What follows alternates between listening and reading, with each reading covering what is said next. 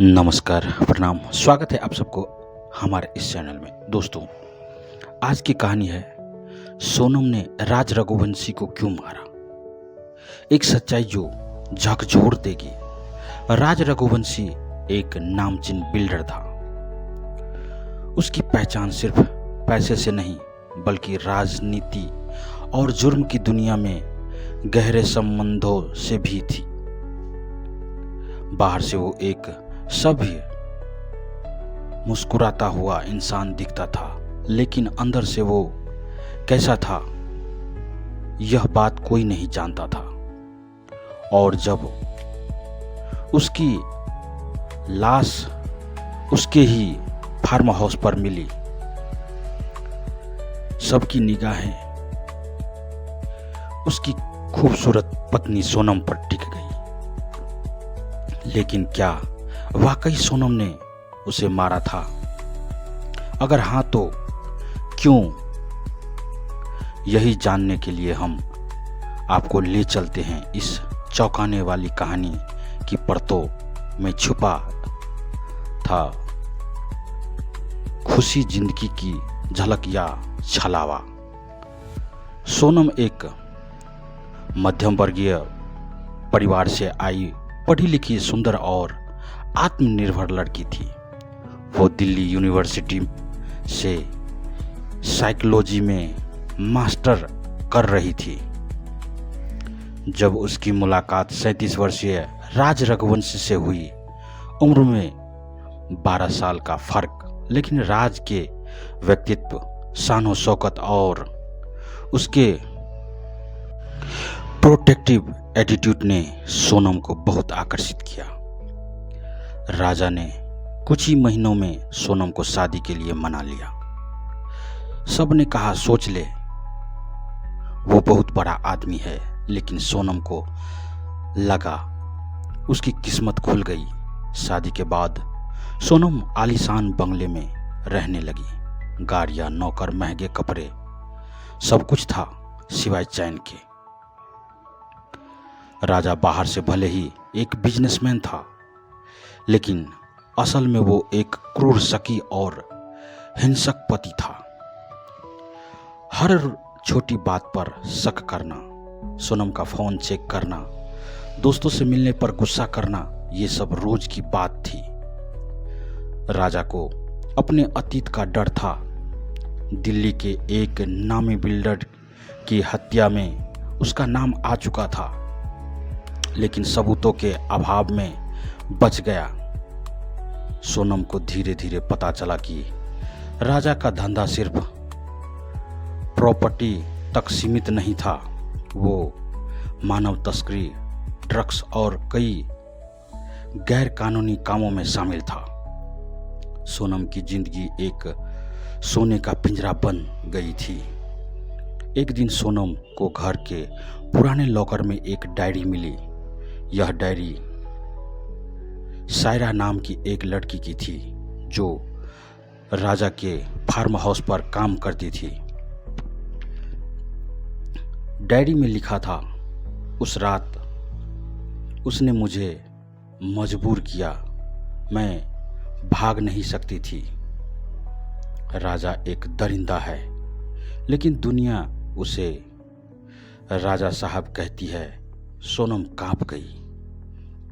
राजा ने उसे हमेशा समझाया था कि उसके पास काम करने वाली लड़कियां अचानक छोड़कर चली जाती है, लेकिन यह सच कुछ और ही था। सायरा गायब थी, पुलिस में रिपोर्ट नहीं थी और सोनम को पहली बार राजा से डर लगने लगा था। नफरत नहीं, डर। सोनम ने खुद को संभाला और सबूत इकट्ठा करना शुरू किया। पुरानी सीसीटीवी फुटेज, काम करने वालों से गुपचुप बात, राजा के पुराने बॉडीगार्ड से मुलाकात। धीरे धीरे उसकी फाइल भरने लगी।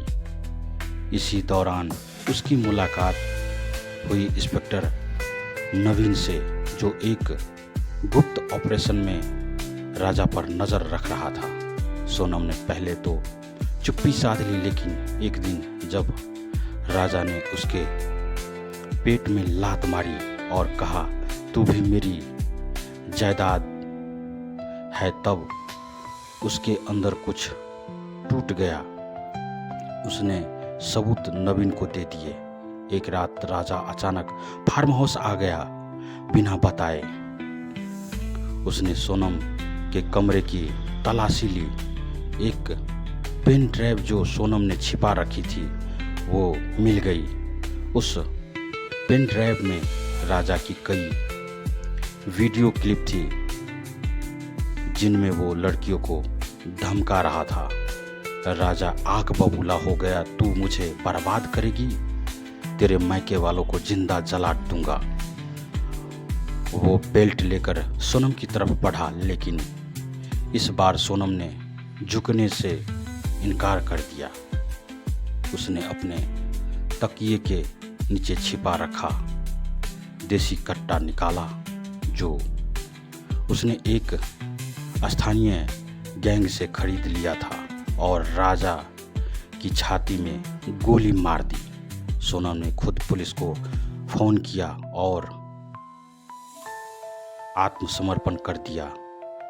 केस तेजी से मीडिया में वायरल हुआ। बिल्डर मर्डर केस, पत्नी ने किया पति का कत्ल। राजा के समर्थक चीख पड़े। वो औरत पैसे के लिए आई थी और मौका देखकर मार डाला। लेकिन इंस्पेक्टर नवीन ने कोर्ट में वो सबूत पेश किए जो सोनम ने जुटाए थे। Diary, pen drive, CCTV footage और नौकरों के बयान। सोनम ने अदालत में कहा, मैंने उसे इसलिए मारा क्योंकि अगर मैं नहीं मारती तो वो मुझे मार देता और ना जाने कितनी और सायराओं की जिंदगी बर्बाद होती। अदालत ने लंबी सुनवाई के बाद सोनम को दोषी तो माना, लेकिन उसे जेल नहीं भेजा गया। कोर्ट ने माना कि यह आत्मरक्षा का मामला था।